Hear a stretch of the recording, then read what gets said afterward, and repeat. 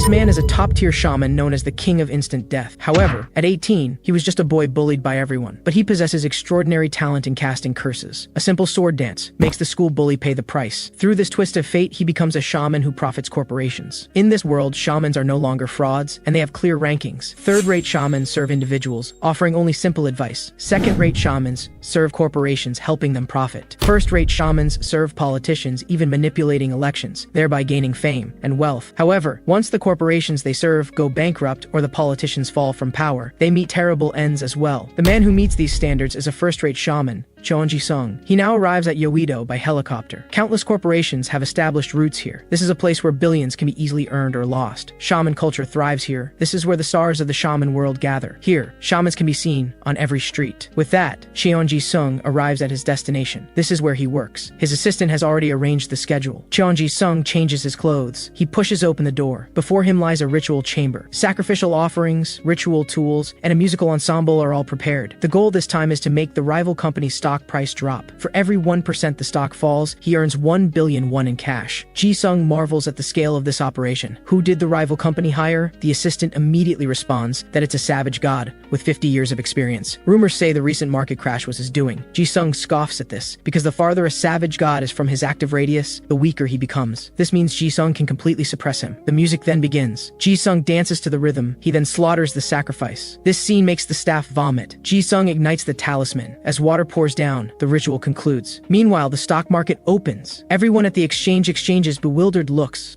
The stock price plummets to negative 10%. A man realizes his company's shaman has lost, defeated by the King of Instant Death. As expected, the shaman they hired has been sent to the hospital. Cheonji-sung is a professional shaman who profits corporations. Now this is the story of how he became the best in the industry. 7 years ago in Moon Village, Ji-sung and his grandmother lived in a defunct shrine. In her youth, grandmother was the most powerful shaman here and quite wealthy. But now her children have stolen all her assets. Now Ji-sung, the unwanted child, lives with only his grandmother. During Ji-sung's high school years, grandmother developed dementia.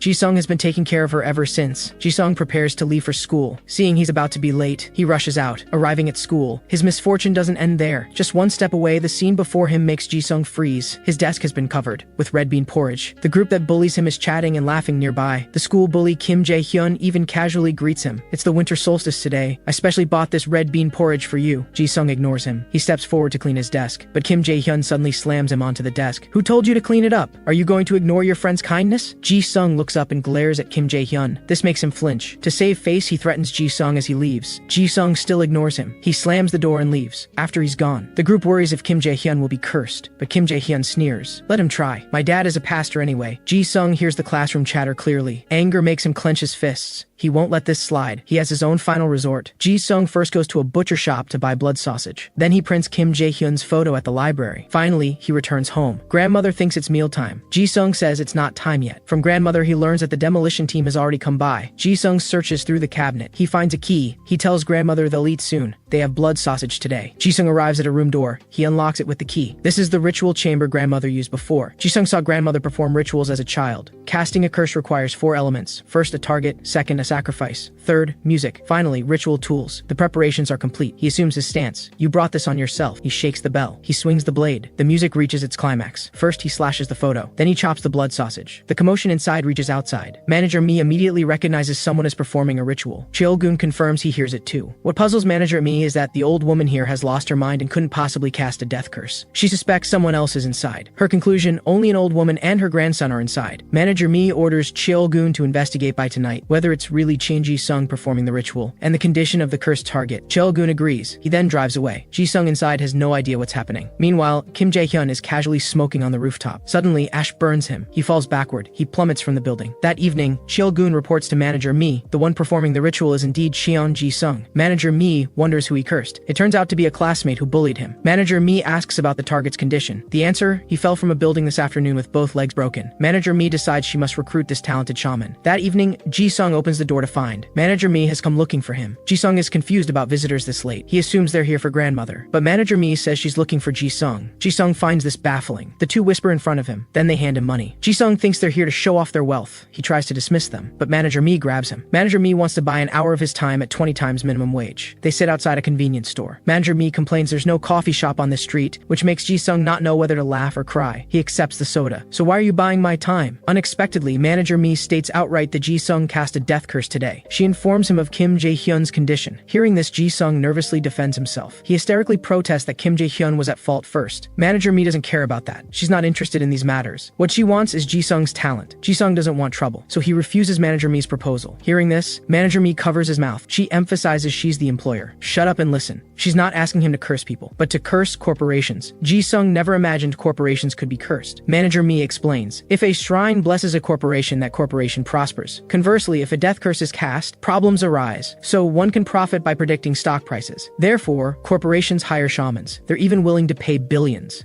Manager Mi is a talent scout for shamans. She'll price Ji-sung's abilities appropriately. Ji-sung stares at the business card. He wants to become a shaman worth billions. Even if only a few can achieve this, with that money, he could send grandmother to a good nursing home, leave this neighborhood that could be demolished any day, no longer worry about money at 18, and show those who abandoned him. Soon, he makes up his mind. Manager Mi asks for his decision. Ji-sung says he needs money. Hearing this, Manager Mi breathes a sigh of relief. She then wants to take Ji-sung for a test. Ji-sung didn't expect a second hurdle. Manager Mi explains, I can't just hand you a high-paying job for free. I need to verify your abilities. She signals Cheol-gun to get the car. The test won't be for nothing. She'll pay Ji-sung 3,000,000 won for 6 hours. Ji-sung calculates it's actually 3,009,000 won. Hearing this, Manager Mi smiles with amusement. In the car, Manager Mi wants to understand Ji-sung's curse method, so she questions him. What were your 3 elements for the curse? Ji-sung answers, the sacrifice was blood sausage. Hearing this, Manager Mi is taken aback. The music was just some death metal I randomly picked on YouTube. The incantation was one grandmother used before. Manager Mi never expected Ji-sung could break someone's legs with such crude elements. If even one element had been properly prepared, that guy would be dead. Manager Mi can't help feeling secretly delighted. Ji-seung thinks he did something wrong. Next comes the preparation. The ritual will be held tonight. Ji-seung will lead it. First, the sacrifice is a dead cow. The music will be a death metal band. Finally, the ritual tool will be an antique they rent. Soon they arrive at the company. Before them lies a magnificent ritual chamber. Ji-sung has never been to such a place. Manager Mi explains, this is where you'll demonstrate your abilities tonight. Ji-sung thought this would be small scale, but now realizes it's a real ritual. Manager Mi points, start casting the curse now. This is a chat app called Stop Loss Talk. Essentially, it's software for managing complex interpersonal relationships. This is Ji-sung's target today, but he looks completely confused. He doesn't understand why they're showing him this advertisement. Manager Mi introduces it to him. A social app that went viral among Generation Z with 6.2 million registered users. Among recently launched chat apps, it's in a league of its own. What puzzles Manager Mi is that this kid doesn't even know about it. Though annoyed, Ji-sung still doesn't understand why he needs to see this. I already told you when we came in. There's only one purpose. You'll cast a curse to make its stock price drop. That's the test. Seeing Ji-sung's clumsy demeanor, Manager Kim doubts Ji-sung's abilities. Can this kid really pass the test? After all, Stop Loss Talk's parent company Sony Tech saw its stock price rise by a full 33% at yesterday's actual launch. So Manager Kim believes Ji-sung lacks this capability. But if he wants to compete with first-rate shamans, this level is necessary. And don't underestimate Ji-sung. His grandmother saved my life when I was dying of illness. Believe that miracles flow through bloodlines. She then urges Ji-sung to begin. Ji-sung stares at the ritual tool in his hands. He has no idea how to perform such a large-scale ritual. Aside from revenge, he's never performed a ritual before. But he can't back down. His reality is a cliff with no way back. He can only try. Ji-sung begins to move. The music starts playing. The bass player doesn't understand rituals, but he can see Ji-sung can't keep up with the rhythm. His guilty expression makes it obvious, just as he's about to slow down the tempo. To help Ji-sung catch up, Manager Mi asks Cheol-gun if he feels any tremors. Clearly not. What about the room temperature? It hasn't changed either. This makes Manager Kim decide to eliminate Ji-sung. Manager Mi strides forward. She slaps Ji-sung hard across the face. Ji-sung wants to ask why, but Manager Mi says furiously, you're here to demonstrate your ability, not to perform a monkey show. Ji-sung innocently says he followed the steps. What more does she want? This curse lacks killing intent. The curse you cast on your bully had at least a little killing intent. Now with better conditions, there's no killing intent at all. Ji-sung becomes hysterical. He has no reason to curse a corporation and no experience. How can he curse properly? It's actually simple. Just concentrate all your negative emotions into one point and release them. Ji-sung clearly doesn't understand. Manager Mi continues. Your resentment toward the parents who abandoned you, your helplessness at being unable to care for your only family, your anxiety from financial struggles, your alienation from peers because you have no money and no parents, your hatred from enduring long-term bullying. If that's not enough, add the humiliation you just felt. Cast the curse again, though furious. What angers Ji-sung most is that every word Manager Mi said is true. Ji-sung wants to prove himself and seize this opportunity. So now he gets serious. First, he smears blood on the wooden blade. Then he grips a blade in reverse. Seeing this, Manager Mi signals to restart. Powerful music surges forth. Ji-sung performs the sword dance to the rhythm. This time, he not not only keeps pace, but moves faster than the beat, until every last ounce of strength is drained. This makes Cheol-gun tremble. The room temperature drops. Manager Mi watches Ji-sung's figure. She seems to see grandmother's shadow. The next second she freezes. A black lotus blooms from Ji-sung's chest. The ritual concludes. Manager Mi can't help but shed tears. She believes Ji-sung will definitely become the strongest shaman. Having completed everything, Ji-sung's strength fails. His consciousness fades. Before collapsing, he thinks of grandmother. Then he falls from anemia. Seeing this, Manager Mi rushes forward to check Ji-sung's condition. Ji-sung is eventually sent to the hospital. Meanwhile, in an office building somewhere, a man sits anxiously at his computer. Despite being a company veteran, he's been subtly marginalized recently. He also feels excluded by the software itself. He opens administrator privileges. He hesitates whether to open the user logs. Once opened, stop-loss talk will be destroyed. But he doesn't notice a door appearing behind him. Inside the door is a ghostly hand. It slowly approaches the man. It makes the choice for him. This is Ji-sung's death curse technique. Evil ghosts reaching palm, 8-armed hand ghost. When the man comes to his senses, the damage is already done. In the morning, Ji-sung is still recovering in the hospital.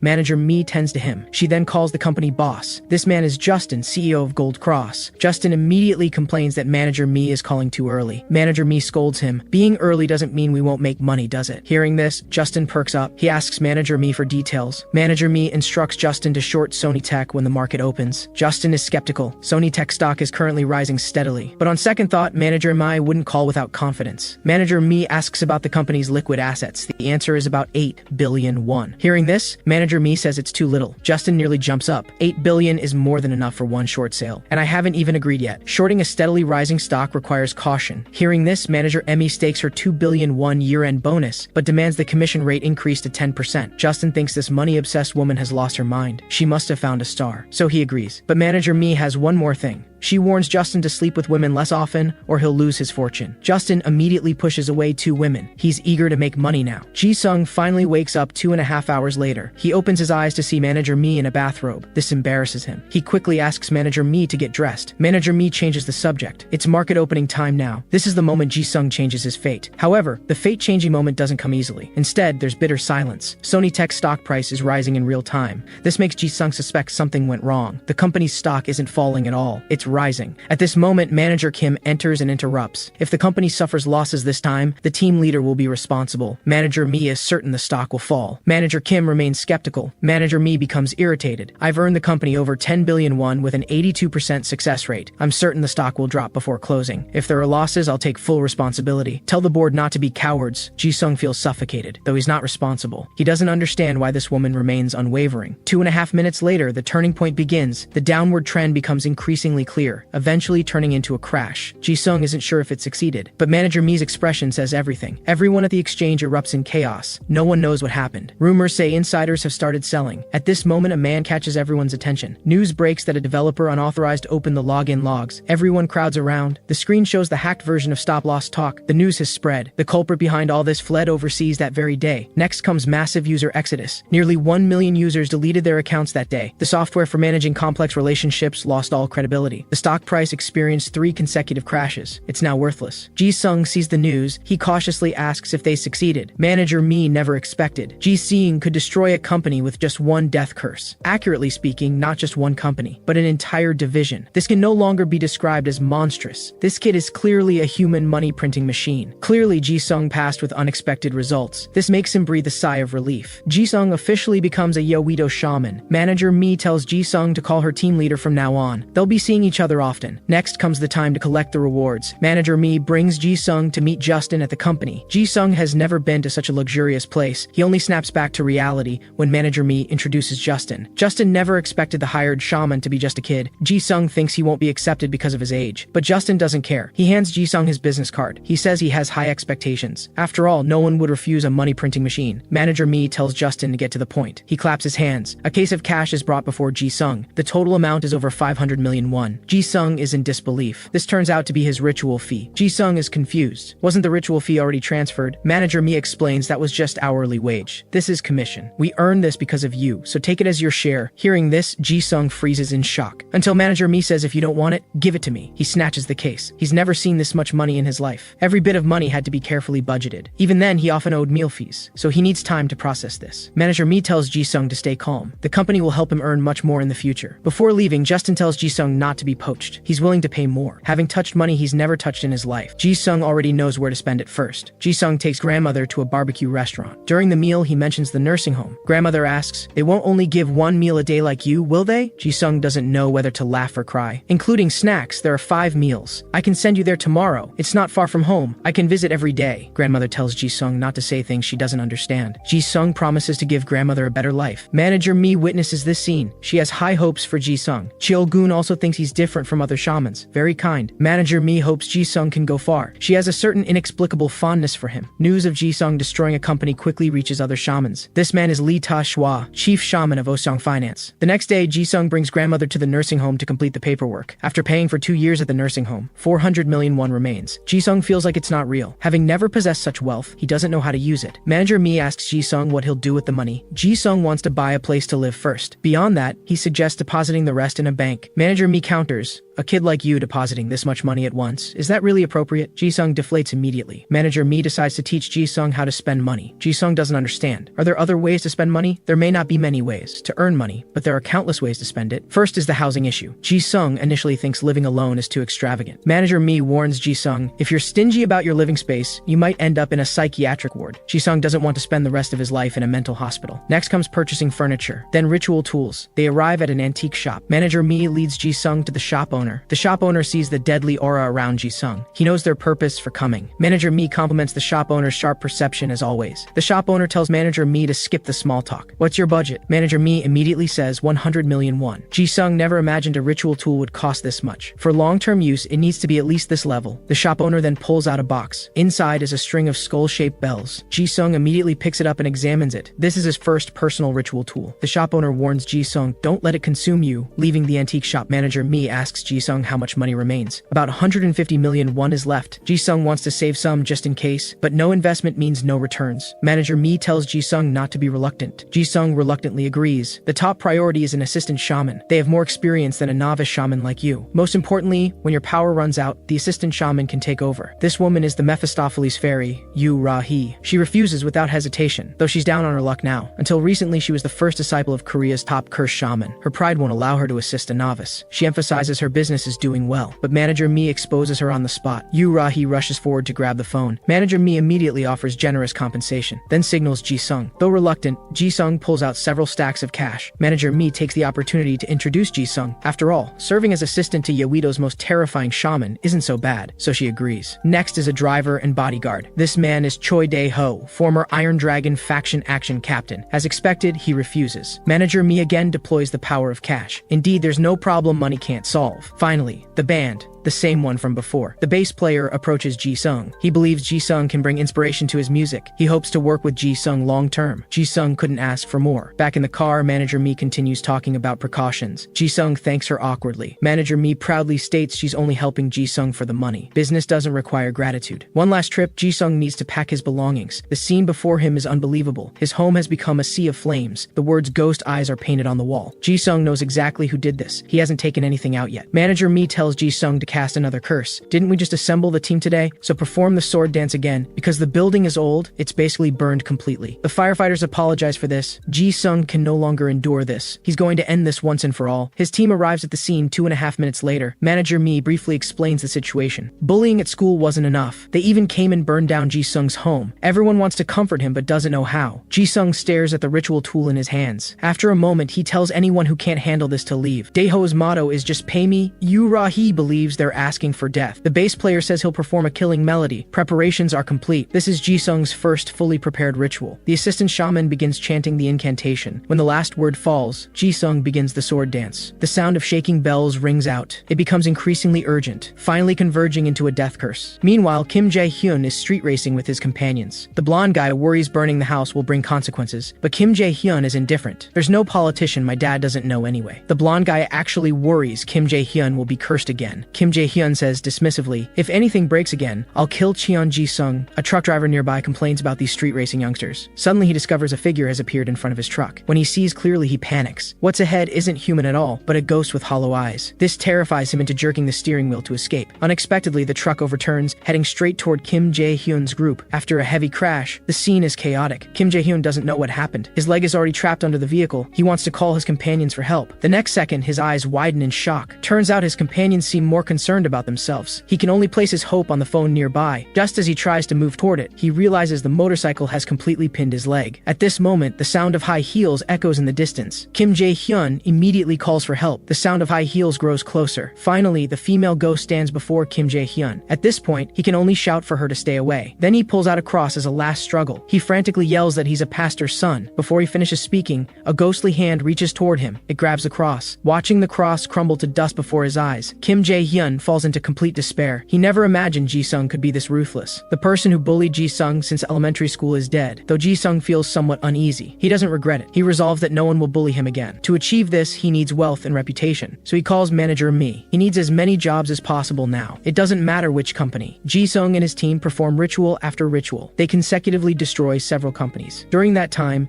Ji-sung's group becomes known as the Grim Reaper of Yeouido. Ji-sung earns billions in commission from this. Next comes the time to share the rewards. Ji-sung is no longer alone. Yu Ra-hee feels she's no longer so resistant to assisting a novice shaman. Choi Dae-ho thinks this is much easier than being a gangster. With this money, the band can even release an album. Manager Mi witnesses this scene. She approaches to claim her share. Ji-sung is puzzled. Does manager Mi need money? Whether rich or poor, no one ever thinks they have enough money. Ji-sung thinks she's a greedy demon. Manager Mi is at least 50 times wealthier than him. It seems Ji-sung hasn't prepared a gift for her. Manager Mi angrily turns to leave, but Ji-sung grabs her. Actually, Ji-sung did prepare a gift. He's not an ungrateful person. He then anxiously observes Manager Mi's reaction. Manager Mi is unexpectedly delighted. Of course, there's one for Cheol-gun too, a pair of sunglasses. Despite earning so much money, Ji-sung hasn't even bought himself new clothes. Manager Mi then offers to treat everyone to drinks. The group heads to a bar. Manager Mi sits down next to Ji-sung, but the others are nowhere to be seen. Turns out Yu Ra-hee couldn't handle her alcohol. She caused a scene vomiting in the bathroom and was sent home by Dae-ho. The band went to their rehearsal studio to continue the party. Ji-sung only drank soda, so he's not drunk. Manager Mi happens to have something to discuss privately with Ji-sung. This makes Ji-sung's imagination run wild. Obviously, it's about work. Hearing this, Ji-sung appears flustered, but he doesn't understand what there is to discuss. Actually, Ji-sung's performance has been excellent so far. The problem is your name has spread. Yeouido's financial institutions call you the sudden death shaman, and they're watching you closely. This means Ji-sung may have to face other shamans. They try to protect company stock prices from curse effects, or completely defeat Ji-sung's curses to raise stock prices. They use counter rituals to fight back. This man's purpose is exactly that. He's Kim Woon-suk, strategic director of Fibonacci Capital. Gold Cross has shorted stocks his company has been investing in for months, so his company needs Osong Finance's help to counter the sudden death shaman. Lee Tae-chwa becomes interested, crushing several companies in succession. This is all the sudden death shaman's work. Fibonacci shamans aren't sufficient to handle this, so Kim Woon-seok begs Lee Tae-hwa to perform a ritual. However, Lee Tae-chwa only handles projects of a certain scale. He won't take on something like this, but he won't abandon a company he's worked with so many times, so he'll lend a shaman to Fibonacci. Lee Tae-hwa then calls the shaman in. This massive figure is the shaman for this task. He appears to be a monk weighing over 300 pounds. He is Osong Finance's fifth seat, the Bodhisattva Gong Yong Hua. He then arrives at a Chinese restaurant and begins feasting. He looks like he could eat forever. This leaves Kim Woon-suk at a loss. He hopes to start discussing work soon. The assistant signals him not to disturb the Buddha's meal, to accumulate merit. He can only reluctantly agree. 2.5 hours later, Gong Yong Hua finally finishes eating. Kim Woon-suk never expected to spend 10 million won on one meal before work even began. The monk before him is thoroughly satisfied. He then whispers to his assistant. The assistant says they can discuss work now. This delights Kim Woon-suk. He quickly pulls out his notes. Their understanding is that Gold Cross's short position expires this Friday, so they'll likely cast the curse between today and Thursday night. The Buddha will begin performing rituals tonight. Kim Woon-suk thanks him repeatedly. There's one more condition. During the ritual period, food like today's must be continuously provided. This means the ritual requires 3 consecutive days of meals. Without this condition, the ritual cannot proceed. Finally, the assistant suggests locating Ji-sung. The Buddha wants to meet him before performing the ritual. Meanwhile, Ji-sung sits in the car. His ritual is scheduled for Thursday, so manager Mi tells Ji-sung to take care of himself. Seeing his troubled expression, manager Mi quickly asks what's wrong. Ji-sung is actually anxious, facing a shaman for the first time. He's afraid he'll lose. Manager Mi tells Ji-sung to stay calm. Besides, she hasn't heard any rumors about the opposing company's counterattack. Don't worry about things that haven't happened yet. Focus on staying in optimal condition. At this moment,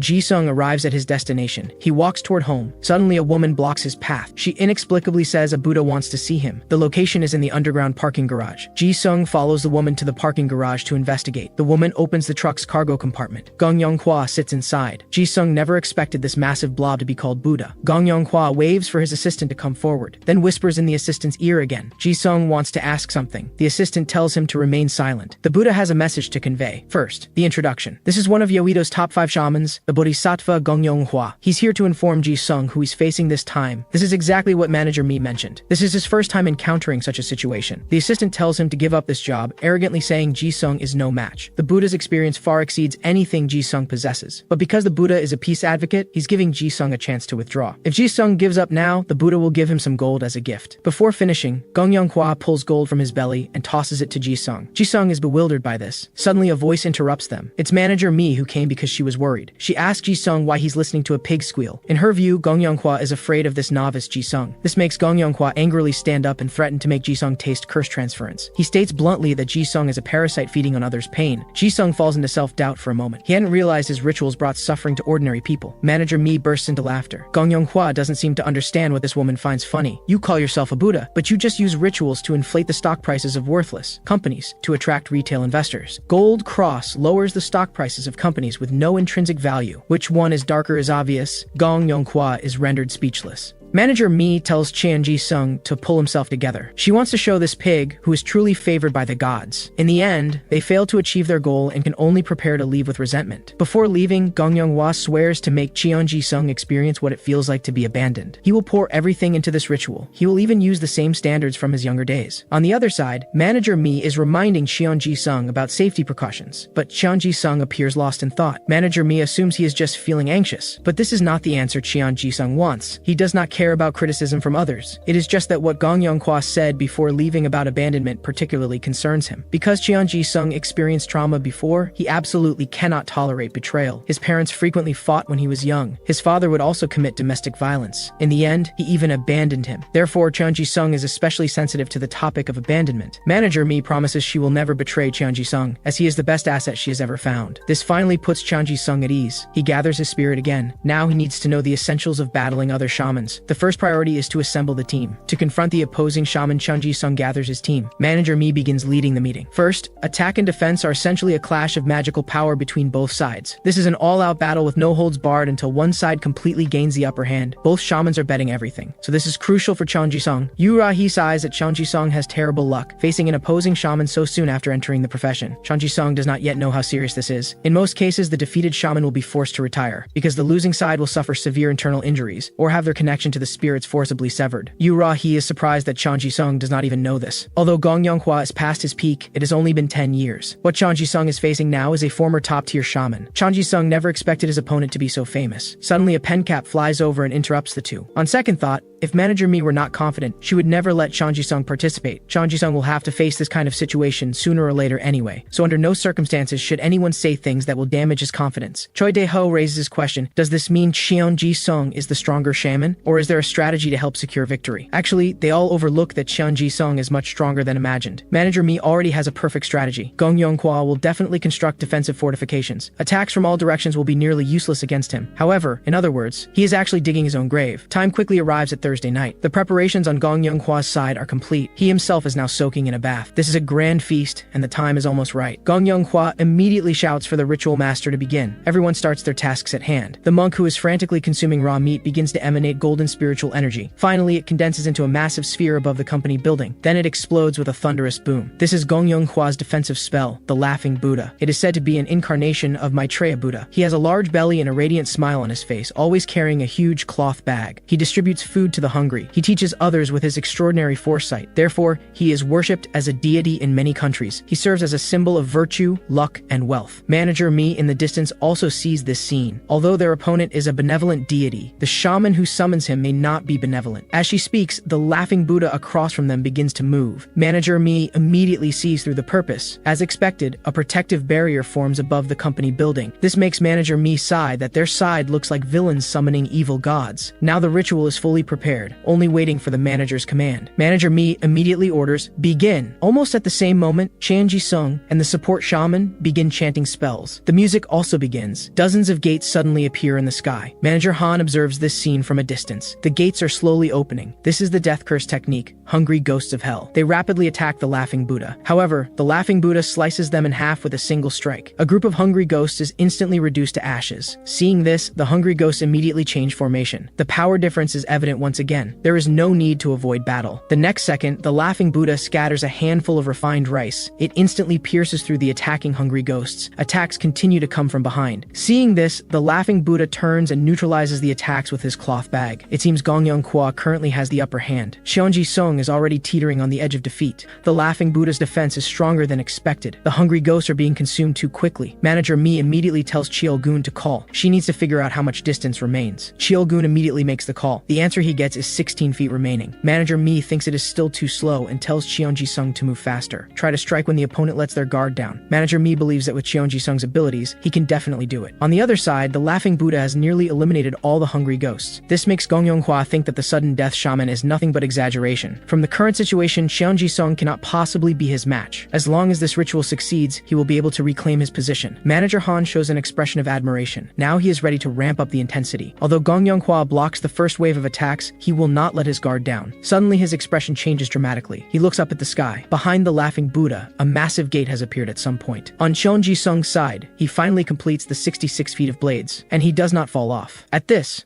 Manager Mi only smiles slightly. Now the tables are about to turn. This is Cheonji Sung's death curse technique, the guillotine general. Gong Yonghua cannot believe that Cheonji Sung can complete 2 rituals in such a short time. This is exactly as Manager Mi planned. Actually, it is not that Cheonji Sung completed 2 rituals. Rather, 2 rituals were conducted from the very beginning. The support shaman's hungry ghosts of hell were merely a distraction. What secures victory is Cheonji Sung's death curse. Actually, at first, Cheonji Sung did not even know what these 2 blades were. They represent Blade Mountain Hell. Because the blades are absurdly long, almost no shamans attempt this challenge. But there is no reward without risk. Compared to ordinary blades, this type can amplify Cheonji Sung's spiritual power by at least 2 to 3 times. Cheonji Sung initially refuses, because this is simply impossible, but Manager Mi grabs hold of him. She always trusts her own judgment. Cheonji Sung indeed completes the entire course, therefore he can summon a deity to lead him to victory. In the next second, Cheonji Sung decisively launches an offensive. The aftermath of the fury directly shakes Gong Yonghua. Manager Han still does not know what is happening. At this moment, the general has already raised his guillotine blade. He swings the blade fiercely toward the laughing Buddha. Watching the attack so close at hand, Gong Yonghua recalls his reason for absolutely not being able to lose. He hears the discussions outside the door clearly. Now he faces a crisis. He suffers from nearly every disease caused by obesity. His subordinates are all preparing to jump ship. Manager Han angrily prepares to confront them, but Gong Yonghua stops her. He does not believe this will change their minds. He will prove himself with his skills. If this ritual fails, he will be fired. So facing this fierce attack, Gong Yonghua can only brace himself and resist. He has a reality that absolutely does not allow him to lose. He immediately instructs Manager Han that he will increase his investment further. This makes Manager Han worry about his physical condition. However, at this point there is no turning back. Manager Han can only reluctantly agree. Currently the battle has reached a fever pitch, but according to what Manager Mi knows, Gong Yonghua cannot possibly hold out this long. It seems that to end the match the 2 rituals must be merged. On the other end, Choi Dae-ho relays this message to Cheonji Sung. At this moment Cheonji Sung is already struggling. However, he decisively launches another attack. Choi Dae-ho worries about Cheonji Sung's physical condition, but no matter what, he must keep moving forward. He cannot stop, because he has companions who have sacrificed so much for this. Now the ritual merging begins. Cheonji Sung picks up his ritual tools again. The support shaman leads with the incantation, then the music. Finally, Cheonji Sung steps onto the blades once more. This allows him to unleash a powerful force. The same is true on Gong Yonghua's side. Both sides face off once again. Now this battle has evolved into a pure contest of spiritual power. Let them see who is more favored by the gods. The support shaman on Gong Yonghua's side has already burned out. Now he cannot defeat Cheonji Sung. Only when dawn arrives will there be a chance. On one side is the rising star called the sudden death shaman. On the other side is the industry elite known as the Bodhisattva. One desperately grasps for the future, the other desperately tries to reclaim past glory. Now is the moment to determine the victor. As the sun climbs over the horizon, morning has arrived. Manager Han sees this and is about to turn back to notify the Bodhisattva. However,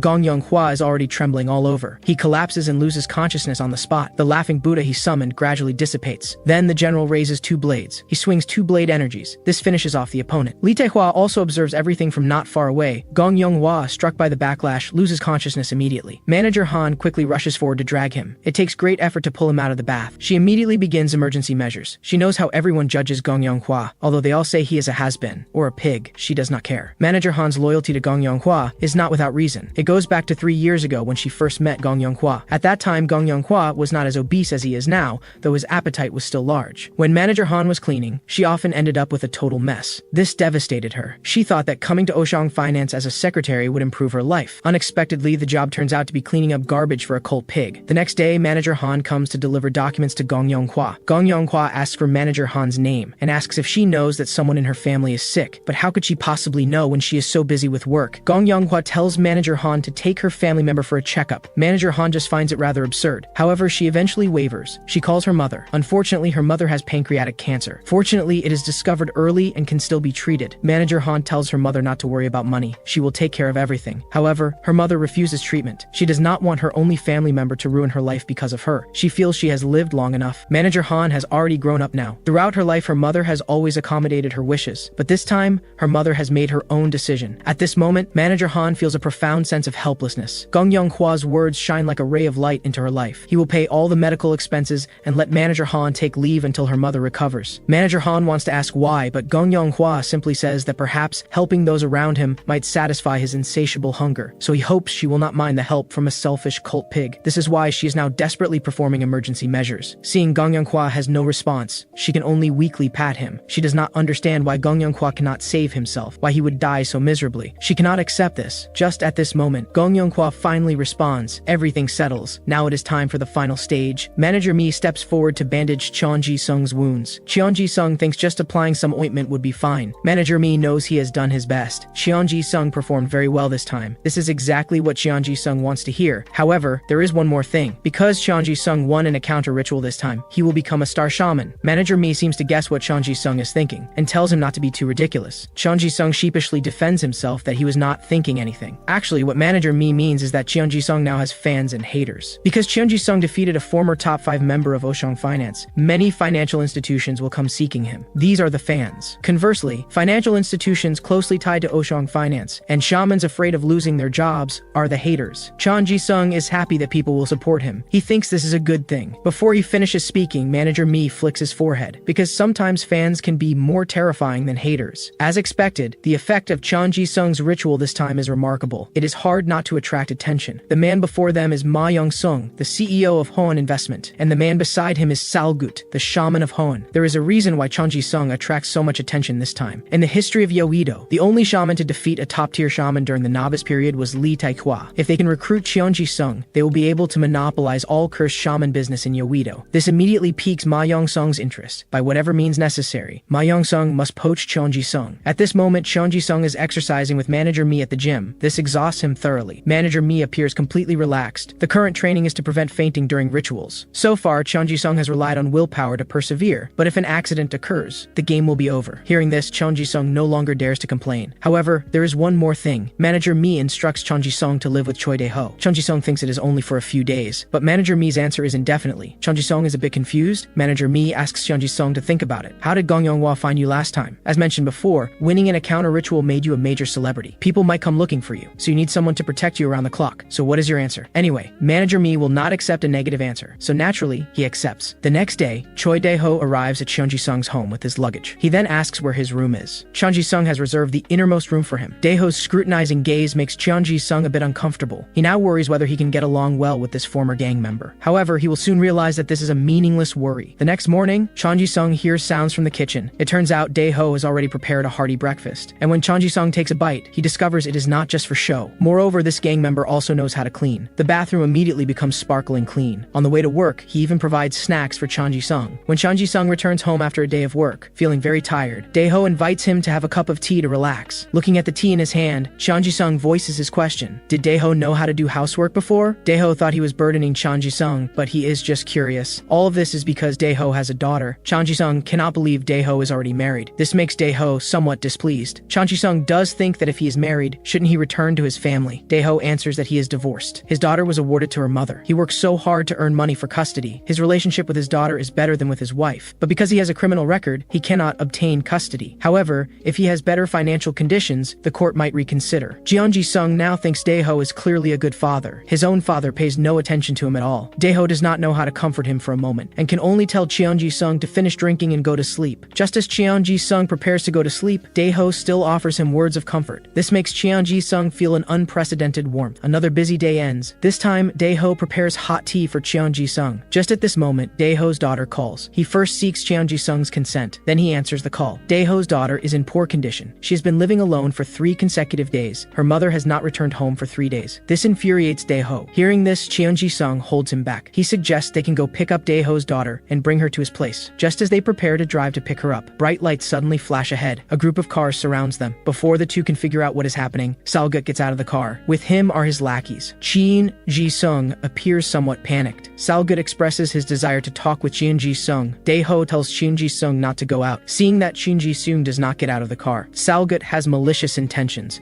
He turns to give instructions to White Hair. White Hair blows a whistle. A group of thugs all get out of the cars. It seems they are resorting to violent means. Cheon Ji-sung has only seen this many thugs in movies. Now the movies have become reality. First, he thinks of the police. However, Dae-ho rejects this idea because they simply cannot reach them. Moreover, Dae-ho might get entangled endlessly. Better to call manager Mi and have Cheol-gun come. Then he instructs Cheon Ji-sung that he absolutely must not come out. Cheon Ji-sung still does not know what Dae-ho is going to do. Immediately, he pulls out a gun. The thugs beside them are frantically banging on the car windows. Dae-ho then rolls down the window. First, he points the gun at the thugs. Then he curses his ancestors for 18 generations. This leaves the thugs completely stunned. Salgut thought Cheon Ji-sung would hire a strong bodyguard. However, South Korea is a country with strict gun control. White Hair immediately deduces the gun is an air gun. Hearing this, the thugs all attack Dae-ho. Dae-ho decisively pulls the trigger. A burst of red smoke erupts. Several thugs instantly lose their fighting ability. Immediately, he rummages around in the car. Getting his baton, he finally asks Cheon Ji-sung to repeat what he just said, which are to contact manager Ami and absolutely do not get out of the car. Cheon Ji-sung then apologizes to him. He is sorry for being caught when they were supposed to pick up Dae-ho's daughter. But Dae-ho tells Cheon Ji-sung not to worry. He will fulfill his duties as both a father and an employee. At this moment, the thugs have already stood up and urged the person in the car to come out. The next second, he is sent flying. Dae-ho kicks the car door open. Now wearing a gas mask, he gets out of the car. White Hair immediately orders his men to seize Dae-ho because he cannot shoot at close range. The next second, he freezes. He never expected Dae-ho to have a gas mask. It seems he frequently uses a pepper gun in combat. There's only one person who would do this. White Hair now remembers. This guy is the Iron Dragon faction's action captain. Now his baton is right in front of him. Seeing this, White Hair immediately pulls out a dagger to block. This makes Dae-ho think this guy is pretty smart. White Hair was also from a gang background. Although Dae-ho is famous, now he must face 32 enemies alone. Salgut does not want to increase casualties unnecessarily. Their target is merely Cheon Ji-sung. So as long as they hand over Cheon Ji-sung, everyone will be safe. However, Dae-ho refuses in the next second. He is willing to do anything for money, even if it means facing 32 enemies alone. The thug he knocked down earlier stands up again. He swings a steel pipe at him. Unexpectedly, Dae-ho dodges by sidestepping. He strikes back directly at the jaw. Looking at the thugs rushing toward him, Dae-ho fires another shot. Then he charges into the crowd and starts swinging. On Cheon Ji-sung's side, he has already made the call. Hearing this, manager Mi is also shocked. On Dae-ho's side, he dodges another incoming attack. The pepper spray hits directly in the face. Yellow Hair, who was knocked down earlier, pulls out a knife and stabs toward Dae-ho. At the same time, he receives a blow to the back of his head. Seeing the attack is effective, Yellow Hair immediately becomes smug. However, he is kicked away by Dae-ho. Another thug on the other side tries to ambush Dae-ho. He is knocked out directly with a spray of pepper. White Hair does not understand Dae-ho's approach. At this moment, Salgut is urging him to finish quickly. White Hair thinks that both he and Dae-ho are working for privileged jerks who know nothing about loyalty and honor. However, he still does not understand why this man is fighting so desperately. Then he sighs that he and Dae-ho should not have left the gang. At least loyalty had meaning there. After battling for 2.5 hours, Dae-ho finally collapses. 32 people are indeed too many, although he has already knocked down most of them. White Hair demands Dae-ho hand over the keys or he will kill him. Dae-ho mocks them that these adults are actually kidnapping a kid. Just at this moment, a thug snatches the knife. He stabs fiercely toward Dae-ho. This guy seems quite persistent. Dae-ho often contemplates the meaning of his own existence. He collected debts for the gang. He participated in gang fights. He assassinated rival gang bosses. In the end, he ended up taking the fall for the gang boss's son. Looking at the knife so close at hand, his final worry is that there will be no one to care for his daughter, but he can only calmly face death. However, the knife does not fall as expected. It turns out Cheon Ji-sung blocked the strike with his hand. Dae-ho does not understand why he did this. Everyone present is shocked. Cheon Ji-sung indicates he will go with them. However, Yellow Hair does not intend to stop. Suddenly, a strike comes and hits his face. It is Salgut. After all, Cheon Ji-sung is a shaman who could potentially become Hoen's greatest asset. If he becomes disabled because of this thug, that would be problematic. However, White Hair stops him. Because other subordinates are present, they cannot make too much of a scene. Although Salgut stops, he still indicates he will hold them accountable. Then he walks up to Cheon Ji-sung. He introduces himself. He states the purpose of this visit. Cheon Ji-sung's only condition is not to harm Dae-ho any further. He then gets into the car with them. Dae-ho is also carried away. Salgut tells Cheon Ji-sung not to worry. Although they just left a bad impression, connection. They will be working together in the future after all. Cheon Ji-sung feels Salgut is looking down on people. No one would want to work with someone who just harmed them. Salgut wants to explain something, but Cheon Ji-sung refuses his explanation. This immediately irritates him. Han is a conglomerate built on a gang foundation. If Cheon Ji-sung does not cooperate, Han will not hesitate to make him disappear. So do not show your disgust and obediently come with me to meet the chairman. Just at this moment, the car suddenly stops. The parking lot entrance has been blocked at some point. They are in a hurry right now. White Hair immediately orders his subordinate to open the gate. However, after 2.5 minutes, sounds come from behind. Seeing who arrives, the two are somewhat confused. The one who arrives is Cheol-gun. It appears the subordinate has been knocked out. White Hair now recognizes this man is Kang Cheol-gun. However, Yellow Hair has already stepped forward to provoke him. When he wants to stop him, it is already too late. Seeing this, White Hair pulls out a knife. Cheol-gun ignores it and only demands to know Cheon Ji-sung's whereabouts. Seeing their appearance, he likely will not get any answers. The next second, he stabs fiercely with the knife. However, he is knocked unconscious with one punch by Cheol-gun, along with the other thugs. Seeing this, Salgut wants to call for reinforcements. However, Cheol-gun has already approached. This almost makes Salgut wet his pants. Cheol-gun urges Salgut to open the car door, but it appears he does not intend to cooperate. Then necessary measures must be taken. The next second, the car window is shattered. Cheol-gun tells Cheon Ji-sung he is safe now. However, Cheon Ji-sung shows distress, because Salgut has fainted from fright and even wet his pants. Cheon Ji-sung eventually gets out of the car. However, Cheol-gun notices the injury on his hand. More importantly, they should send Dae-ho to the hospital first. Dae-ho's condition looks very poor. At the hospital, Cheon Ji-sung appears very anxious. He worries whether Dae-ho will be alright. Manager Mi reassures him that the surgery will not be life-threatening. However, it will require a long time to recover. Besides that, they should first think about how to retaliate against Hoen, that gang company. Cheon Ji-sung thought the beating Cheol-gun delivered was already enough. However, Manager Mi states that if they leave this hornet's nest alone, troubles will be endless. Moreover, they now have a usable card. Tonight, they will use this guy to meet with Hoen. Cheon Ji-sung asks if he also needs to go. Of course, all parties involved must go. Do you have somewhere else to be? Cheon Ji-sung now needs to deliver food to someone. Cheon Ji-sung and Cheol-gun arrive at the home of Dae-ho's daughter, So-hee. Cheon Ji-sung identifies himself as Dae-ho's colleague and says he will take So-hee to eat. They then go to a restaurant to eat. Manager Mi points a gun at Salgut. Her most important asset almost got lost. Salgut states he had no intention of killing anyone. Manager Mi tells him to shut up or she will roast him alive. After eating, Cheon Ji-sung brings So-hee back home. So-hee immediately sees a photo of herself with her father. Then she asks Cheon Ji-sung when her father can come back. Cheon Ji-sung can only lie that Dae-ho is busy with work. Before that, Cheon Ji-sung tells So-hee to treat this place as her own home. He will leave a phone number. So-hee knows Cheon Ji-sung is going out and asks where he is going. Cheon Ji-sung is momentarily speechless. He can only say he is going to talk to the person who is keeping Dae-ho so busy. There are important matters to attend to now. Subsequently, Cheon Ji-sung and his group arrive at Home Group. Justin asks lazily whether he really must come himself. Manager Mi says the boss on the other side is also appearing. Justin sighs that they are indeed a bunch of scoundrels. Manager Mi worries that Justin did not bring bodyguards. Is it really alright? Justin appears completely unconcerned. Anyway, no matter what, the other side can only use kitchen knives or the like. He has a gun. Cheon Ji-sung thinks it is another air gun, but Justin says this is real. I heard you were attacked, you worked hard. However, Cheon Ji-sung says he is fine and asks Justin to take good care of Dae-ho. This leaves Justin somewhat speechless. Sometimes you should let Manager Mi teach you how to care for yourself. Manager Mi expresses she does not want to deal with it. Before they know it, they have almost arrived. Let the work begin now. Ma Young-sung has been waiting inside for a long time. Cheon Ji-sung and his group also walk in. At this moment, Cheon Ji-sung is somewhat timid. This is his first time seeing this kind of gang boss. Manager Mi sees Cheon Ji-sung's timid appearance. She grabs hold of him. Manager Mi tells Cheon Ji-sung to learn well. Watch how Justin handles this. The two first engage in a handshake strength contest. Ma Young-sung mocks Justin. Is the company so troubled that it needs to rely on shamans to catch its breath? Justin shows no weakness. It seems to be none of your business. Ma Young-sung acknowledges Justin's courage, so he wants to share some good news. He hopes Justin can sell Cheon Ji-sung to him. For this, he is willing to pay 28 billion, settled in stocks and bonds. You can find another one anyway. Ma Young-sung thinks this is a good proposal. However, Justin tells him to shut up. He bluntly states his breath stinks. Hearing this, everyone present is shocked. Ma Young-sung has not yet reacted. Justin states he has heard enough of his story. This time, let me tell mine, how I reached this position in Yoido without any connections. Justin warns Ma Young-sung to try touching Cheon Ji-sung if he dares. Then he shakes off Ma Young-sung's hand. You should have learned in high school not to covet what belongs to others. Or did you never attend high school? In any case, stop coveting what belongs to others. We did not come today to do business with you. We came to return your dog to you. He says this and prepares to leave. The subordinate sees someone actually daring to speak to the boss this way. He wants to step forward to teach Justin a lesson. However, the next second he immediately calms down. After all, what Justin has in his hand is no joke. Then he chooses to leave. Just with divine power is very difficult to survive within Yoido. Remember the employer's imposing manner just now. After hearing this, Cheon Ji-sung nods. Although the only thing worth learning is the boldness. Justin states that if Manager Mi quits smoking, he will quit women. Manager Mi immediately rolls her eyes at him. Just at at this moment, Ma Young-sung suddenly throws a pool cue. However, it is blocked by Cheol-gun. You people just leave on your own. Where exactly did you learn your manners? Justin retorts that it was not the school that taught you kleptomania, was it? Ma Young-sung is furious and states that as long as he leaves behind the sudden death shaman, he will let Justin barely survive in Yoido. Manager Mi tells him that even being unreasonable has limits. Does he intend to use violence to threaten them? However, Ma Young-sung says that if they do not agree to his demands, he will sabotage every ritual of Gold Cross. Hearing this, Manager Mi is also shocked. Cheon Ji-sung never expected anyone could be so unreasonable. Ma Young-sung swears he will use every means to disrupt the rituals until Gold Cross goes bankrupt. Public authority will not protect these rituals of yours. So if you do not hand over the sudden death shaman, I will bring down your company. Justin tells him to bring it on. Who will die and who will survive is still uncertain. This time they really leave. Ma Young-sung now demands Salgut explain. Salgut stammers that there was a reason for his failure. Ma Young-sung clearly does not accept this answer. He now needs to vent his rage first. After punishing Salgut, Ma Young-sung states he will give Salgut one last chance. If he fails again, it will not be as simple as just a beating. Now they have completely burned bridges with Hone. The three of them hold a small meeting. Manager Mi thinks declaring war directly is a bit too rash. This is not without reason. After all, Hone is a large company with capital many times greater than Gold Cross. It is now like the battle between David and Goliath. However, there is no need to worry. This means he can be destroyed in one fell swoop. They must strike at the largest subsidiary under his name. So this ritual will target Hone Construction. As long as it succeeds, they can take down Hone in one blow. First, they must obtain approval from the board of directors. Justin clearly states they will target Hone Construction. Among all Hone subsidiaries, Hone Construction has the largest share. As long as they bring down Hone Construction, Hone Investment may never recover. Now it is time for questions. One director asks first, the company should not have excess cash available right now, correct? Justin calmly says that starting tomorrow, they will liquidate all the company's quality assets for cash. Together, it will be approximately 120 billion. This causes the directors to erupt in uproar, because if this short selling fails, the company will face bankruptcy. How could Justin not know this? Director Lee then asks him why he is doing this. That is because they dared to covet what belongs to others, and they have already declared war on us. This is a battle where everything is at stake. Either they die or we survive. For the growth of Gold Cross, please support my decision. Manager Mi waits anxiously outside. Seeing Justin emerge, she rushes to meet him. Justin says excitedly that the board of directors has approved the use of funds. This will be the largest short sale in Gold Cross history. His role ends here.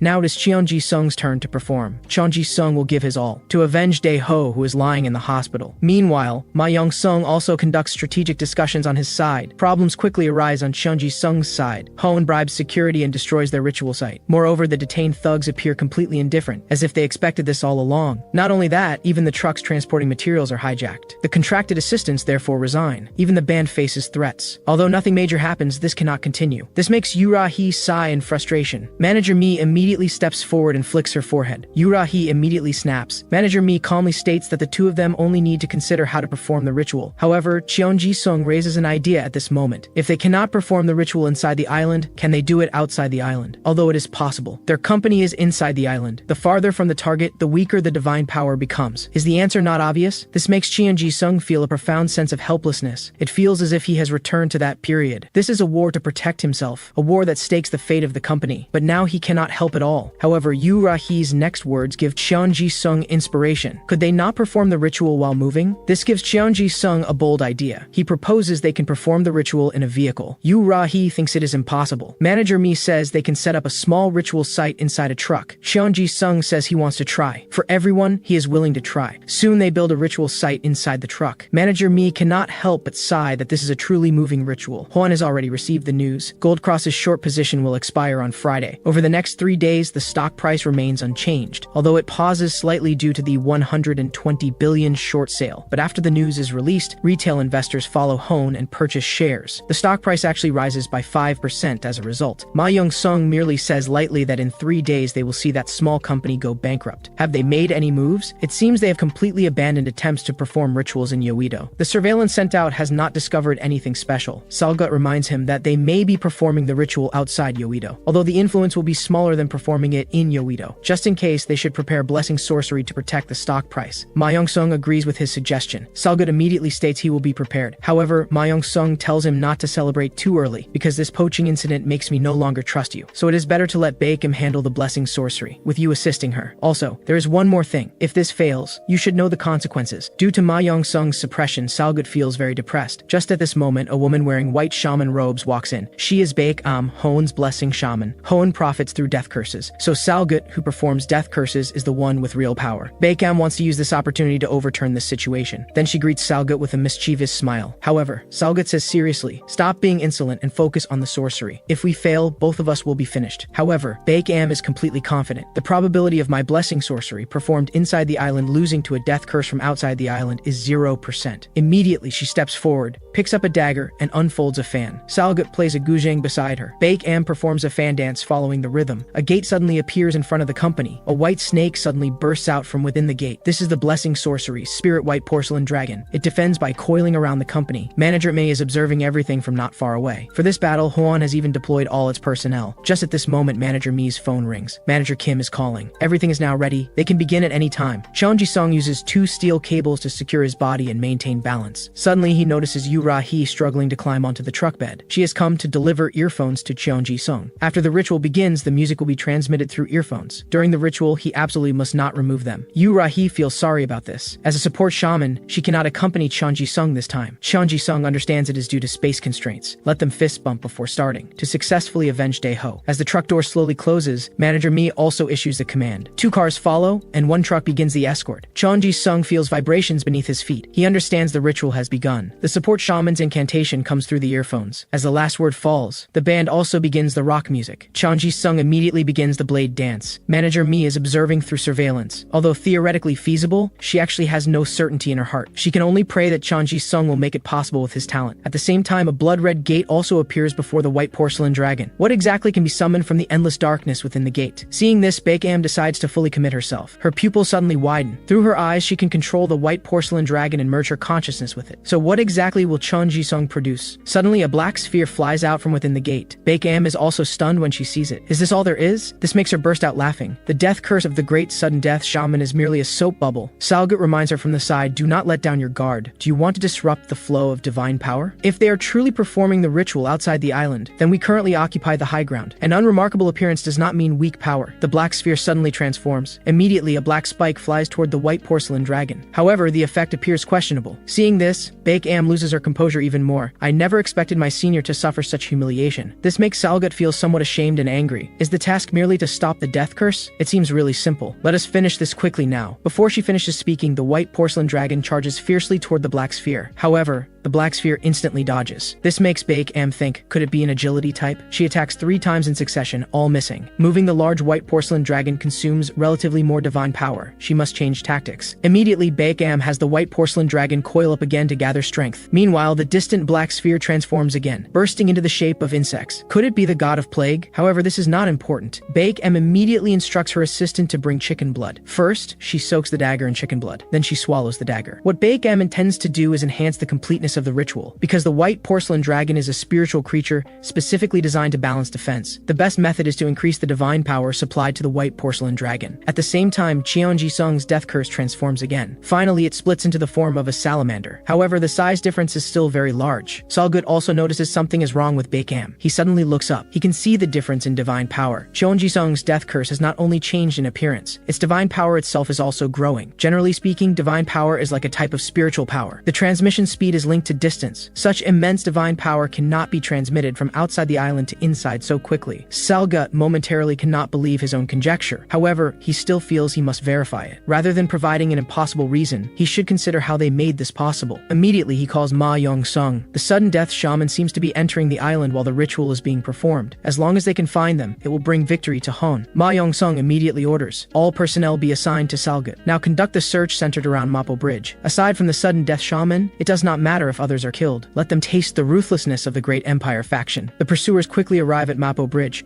They have already discovered the truck performing the ritual. They have already set up defenses ahead. There are also pursuers behind. Chil-gun suggests getting out first to clear a batch. However, Manager Kim says there is no need. How could sedans possibly stop a truck? Then he accelerates the truck and rams forward. This scene completely shatters the thugs' understanding. To save their lives, they have no choice but to dodge. They successfully break through the first line of defense. Salgut never expected they would fail to stop them. Now change strategy. directly use violent methods to board the truck. The thug is about to jump onto the truck. The car behind gives him a push. As expected, he also falls unconscious on the spot. Some thugs have already climbed onto the truck. However, Manager Kim appears exceptionally calm. Immediately, he splashes a cup of hot tea toward the thug. The thug immediately experiences free fall. Baekam also begins to struggle. Cheonji-sung's death curse keeps transforming, and its power grows stronger and stronger. Now it not only stops evading, but even begins counterattacking. If the death curse transforms a few more times, it will be over. On Cheonji-sung's side, he continues to accelerate the rhythm. He can feel it is almost complete. Just a little more. So far, everything is going smoothly. Suddenly, a truck flashes out ahead. Seeing this, Manager Kim quickly jerks the steering wheel. On Cheonji-sung's side, he is about to complete it, but he suddenly loses balance. The truck tilts due to the sharp turn. Finally, it rolls over. The scene is a total mess. Manager Kim loses consciousness on the spot. Cheonji-sung's ankle and hand are severely fractured. Cheol-gun also falls and cannot get up. Learning of the accident, Manager Mi panics for a moment. She immediately orders them to check on the shaman's condition first. Surprisingly, Cheol-gun actually stands up. The current situation is dire. Hone's people will likely swarm in immediately. Cheol-gun then approaches the truck door. He steps forward to pull. The sturdy truck door is forcibly torn off by him. Cheonji-sung's current condition is very poor. Worse still, Hone's personnel have arrived. Cheonji-sung's death curse is also gradually dissipating. This is the worst situation. Everything seems to be settled. However, Cheonji-sung regains consciousness at this moment, looking at the fighting outside, and his own fractured fingers. He simply cannot muster any strength. It feels like he has been dreaming. He received attention he had never received before. He lived in a place he had never lived before. He tried eating things he had never eaten. He was given what he could not give himself. He also had a group of precious companions. Cheonji-sung is unwilling to wake up like this. He still wants to continue this dream, but now he does not know what to do. However, another Cheonji-sung says, "Do what you can." As if he has thought of something, he slowly gets up. The only thing he can do now is continue the ritual. He uses all his strength to lift the altar table.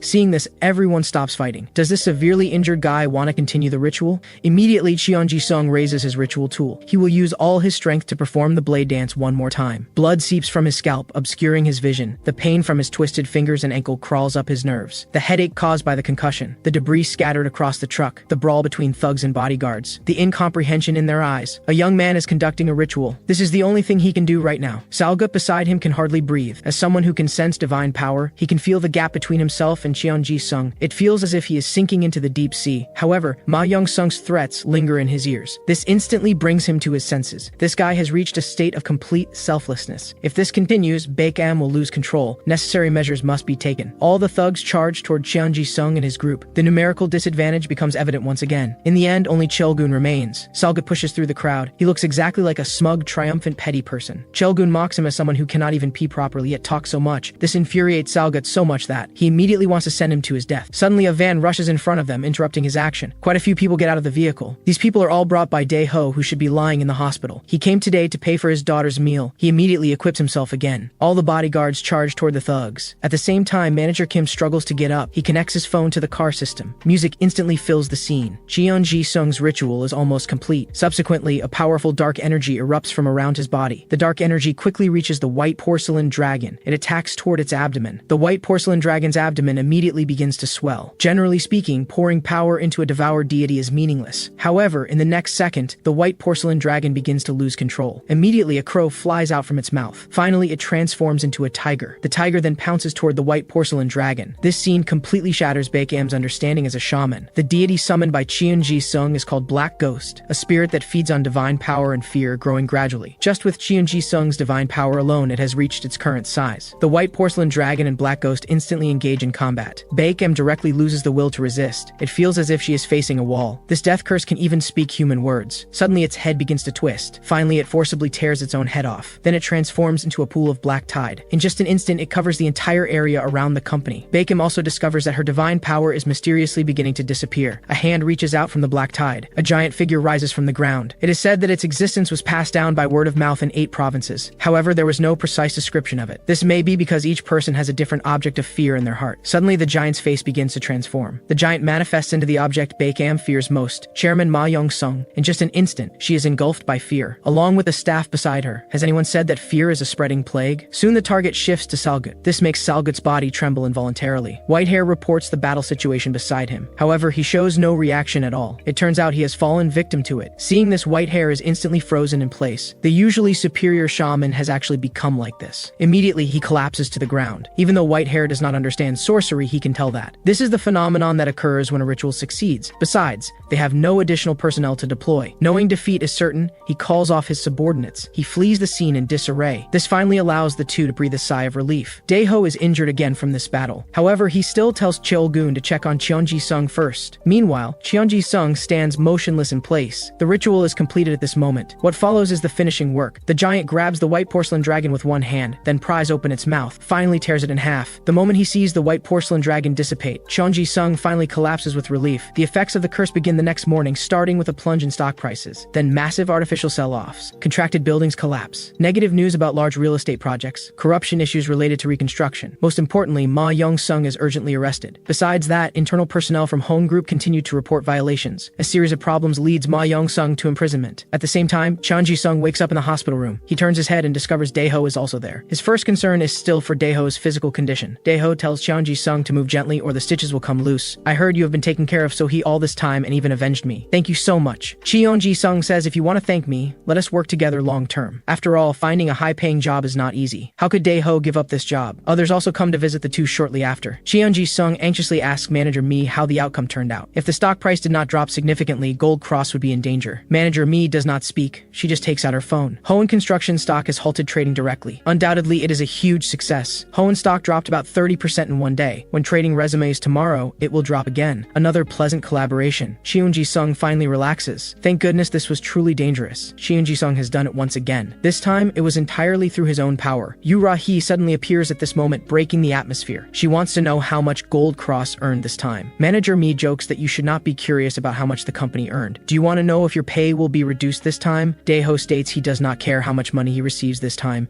The band also echoes in agreement. Finally, Yu Ra-hee throws the question to Cheonji-sung. Cheonji-sung merely says he will probably handle it well. Yu Ra-hee stamps her feet in frustration. The hospital room is instantly filled with a cheerful atmosphere. Soon it is time to share the results again. However, Justin has not prepared cash for this. Suddenly he changes his tone. That is because there is too much money to withdraw all at once. Cheonji-sung is the first to ask exactly how much money there is. Justin does not speak. He just writes a string of numbers and hands it to Cheonji-sung. However, judging by this gesture, the amount is certainly massive. If this commission is to be settled immediately, the payment period extends to 5 years. Because of Cheonji-sung, Gold Cross not only survived from the cliff this time, but its position in the industry has even risen. However, Cheonji-sung humbly states it is not entirely his credit. I am happy that everything went smoothly. Justin now finally understands why manager Mi particularly favors Cheonji-sung. He is not weak, just kind. So Justin has a proposal. In addition to this commission, we will also share Gold Cross's equity. Now you are no longer a shaman who performs rituals according to our instructions. You are a partner who grows together with us. At the same time, in the detention center on the other side, Salgood comes to visit according to instructions. Ma Young-sung suddenly asks him if he thinks that because he is in prison he can rest easy. Salgood immediately defends himself in panic. Ma Young-sung says you really lack awareness. Deal with everyone who reported violations and cooperated with the police investigation. Since I am still alive, I absolutely will not let them have peace. After working under me for so many years, they still do not know what they should do. Although you are not a traitor, you are also responsible for creating today's situation. Before answering, think about your family first. What you need to do is cast a death curse on Gold Cross's Justin and the sudden death shaman to kill them. Ma Young-sung wants to make those who took everything from him pay the price. Salgood states this is impossible. Shamans in Yoido must follow the rules and can only target companies, not individuals. Even if the rules are not followed, curses will be interfered with. Hearing this, Ma Young-sung says seriously that if you do not do this, then I will kill you and your family. No exceptions. Either they die or your family dies. However, with Salgood's abilities, he is not sufficient to directly kill the opponent. Ma Young-sung has already thought of this, so he has prepared a voodoo curse object, an item that enhances the power of death curses. Remember to do it unless you want to be buried together with your family.